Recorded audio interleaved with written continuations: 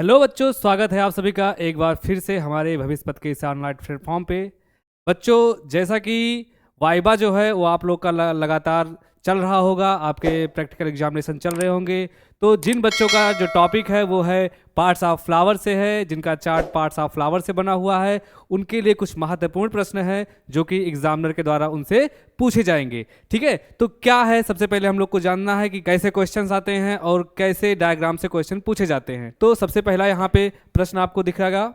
तो यहाँ पे आपको बच्चों दिख रहा होगा कि ये जो फ्लावर का जो पार्ट है ये किसका है एग्जाम्पल, ये है एग्जाम्पल आपके हिबिस्कस का, मतलब ये आपके गुड़हल के फूल का है। तो गुड़हल का फूल जो होता है आपको पता है कि ये कैसे होता है, ये होता है बाइसेक्सुअल। बाइसेक्सुअल मतलब ये होते हैं द्विलिंगी, मतलब यहाँ पे नर जननांग तथा मादा जननांग दोनों पाए जाते हैं। मतलब हिबिस्कस का जो फूल होता है उसमें दोनों के दोनों जननांग पाए जाएंगे। नर जननांग को हम लोग बोलेंगे पुंकेसर और मादा जननांग को हम लोग बोलेंगे स्त्री केसर। तो पुंकेसर के जो पार्ट होते हैं बच्चों वो क्या होता है, पहला होता है परागकोश, क्या होता है, परागकोश होता है। और दूसरा होता है क्या, दूसरा होता है तंतु, क्या होता है, तंतु। तो ये बेटा आपको परागकोश दिख रहा होगा और ये वाला पोर्शन क्या दिख रहा होगा, तंतु दिख रहा होगा। ठीक है, दूसरा क्या होता है, जो स्त्री केसर के पार्ट होते हैं उनमें तीन पार्ट होता है बच्चा। पहला होता है वर्तिकाग्र, और दूसरा होता है वर्तिका, और तीसरा होता है क्या, अंडाशय। ठीक है, तो और उसके बगल बगल में क्या है, यहाँ पे आपको पंखुड़ियाँ दिख रही होंगी।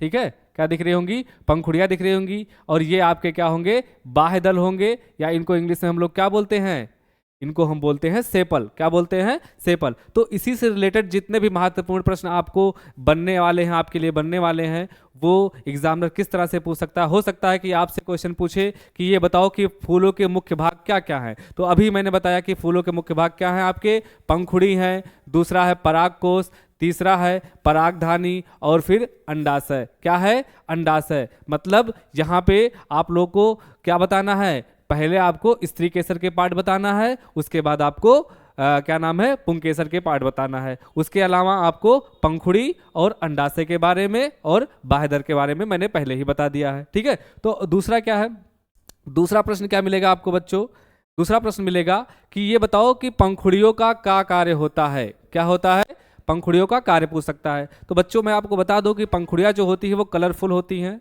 बहुत ही ज़्यादा कलर, किसी किसी कोई कोई मतलब कि पंखुड़ियाँ जो होती हैं अलग अलग कलर की होती हैं। इनका काम इसलिए इनका काम ये होता है कि ये जो पॉलिनेटर होते हैं, ठीक है, जो पॉलिनेशन करवाएंगे, जो परागण करवाएंगे, उनको अट्रैक्ट करने का काम करती हैं। ठीक है, तो यहाँ पे क्या है, पंखुड़ियों का कार्य होता है फूल को आकर्षक बनाना और परागण में मदद करना। क्या होता है, क्या होता है, फूल को आकर्षक बनाना, क्योंकि रंग बिरंगे होंगे, और अगर रंग बिरंगे होंगे तो क्या होगा कि जो तितलियां हैं, जो फिर क्या नाम है, मधुमक्खियां हैं, ये सब क्या होंगी, अट्रैक्ट होंगी, और उसको इससे क्या होगा, फूलों को परागण करने में क्या होगा, मदद मिलेगा। ठीक है, नेक्स्ट क्वेश्चन बच्चों आपका क्या है, नेक्स्ट क्वेश्चन है कि ये बताओ सेपल का क्या कार्य होता है। बहुत ही ज़्यादा इंपॉर्टेंट प्रश्न है ये, एग्जामिनर आपसे पूछेगा ही पूछेगा कि सेपल का क्या कार्य होता है। सेपल को हिंदी में बोलते हैं बाह्य दल।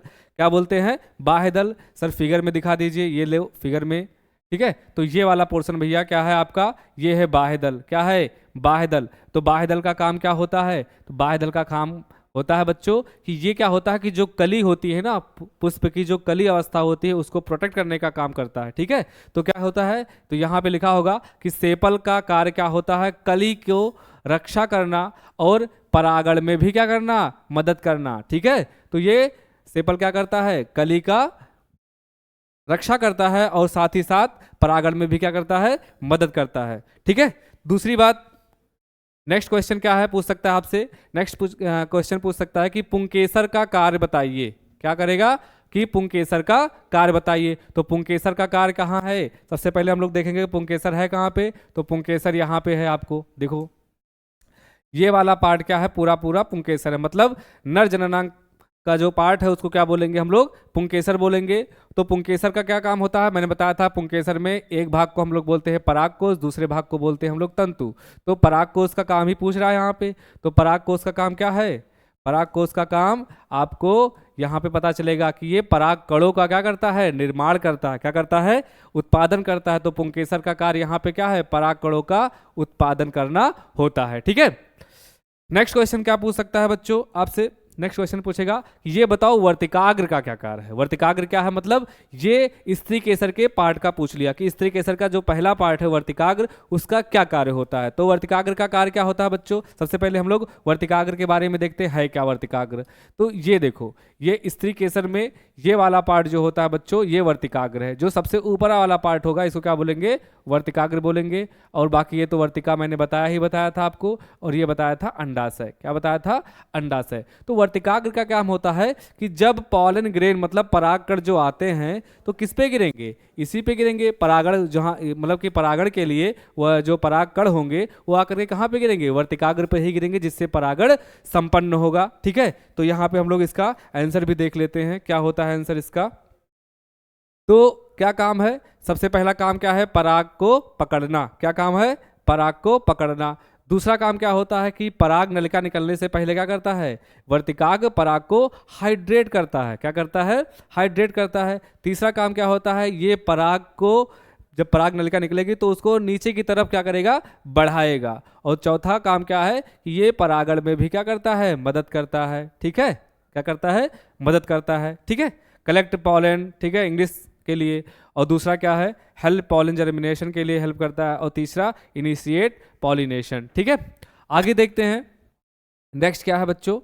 नेक्स्ट है कि अंडाशय का कार्य बताइए। तो पुष्पों में जो सबसे नीचे वाला पार्ट होता है, सबसे सॉलन पार्ट होता है, फुला हुआ पार्ट होता है, उसको हम लोग बोलते हैं क्या, अंडाशय। क्या बोलते हैं, अंडाशय। तो अंडाशय का कार्य क्या है बच्चों, अंडाशय का कार्य है बीज का उत्पादन करना। क्या करना, बीज का उत्पादन करना। उसके बाद गर्भाशय में भ्रूण का विकास करना भी काम किसका होता है, अंडाशय का होता है। ठीक है, और याद रखना बच्चों, जो अंडाशय होता है आगे चल करके यही फल बनाता है। क्या बनाता है, फल बनाएगा।